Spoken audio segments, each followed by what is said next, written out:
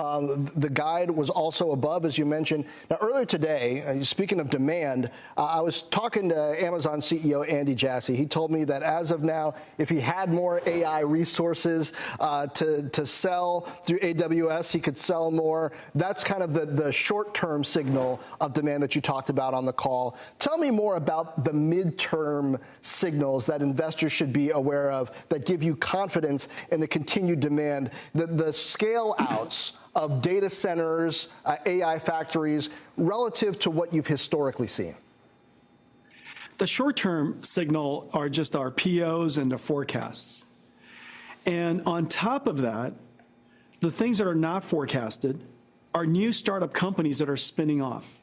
And some of these are quite famous.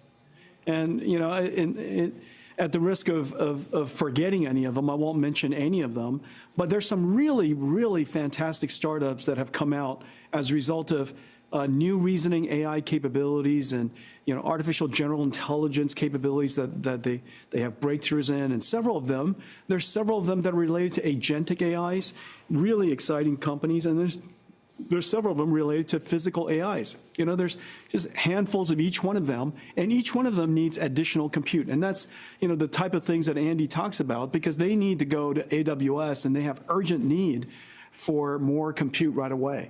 And so that's on top of what we already knew to have POs and forecasts and such. The midterm comes from the fact that this year's capital investment for data centers is so much greater than last year's. And of course, we had a very large year last year. We had a great year last year. It stands to reason that with Blackwell and with all the new data centers going online, we're going to have a fairly great year.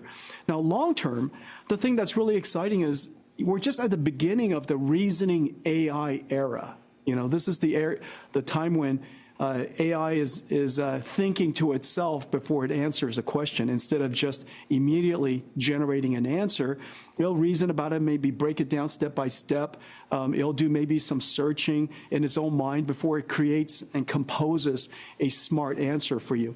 The amount of computation necessary to do that reasoning process is 100 times more than what we used to do. So if you could imagine, we thought computation, the amount of compute necessary, was a lot last year.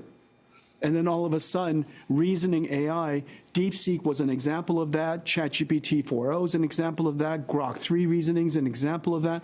So all of these reasoning AI models now need a lot more compute than what we used to we're let me stop you there, that puts even more load. Because some people took DeepSeek to mean actually that you need less compute, right? Because the initial report was that they were doing more with less.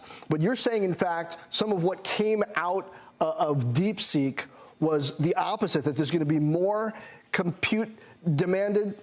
Unpack that for me. There are 3 phases in how AI works, how AI is developed largely. Number 1 is pre-training. It's kind of like us going through high school. A lot of basic math, basic language, basic everything. That basic understanding of human knowledge is essential to do what's the next step, which is called post-training. In post-training, you might get human feedback. You know, it's like a teacher showing it to you. We call it reinforcement learning, human feedback. You might practice and do thought experiments. You're just preparing for a test. You're doing a whole lot of practices. We call it reinforcement learning, AI feedback. You could either also do tests and practice, and we call it reinforcement learning, verifiable reward feedback. So now basically it's AIs teaching AIs how to be better AIs. That post-training process is where an enormous amount of innovation is happening right now. A lot of it happened with these reasoning models. And that computation load could be 100 times more than pre-training. And then here comes inference, the reasoning process. Instead of just spewing out an answer, when prompted, it reasons about it. It thinks about how best to answer that question, breaks it down step by step, might even reflect upon it, come up with several versions, pick the best one, and then presents it to you. So the amount of computation that we have to do, even at inference time now, is 100 times more than what we used to do when ChatGPT first came out. And so all of a sudden, the combination of all these ideas, largely related to reinforcement learning and synthetic data generation and reasoning, all of this is just causing compute demand to go sky high.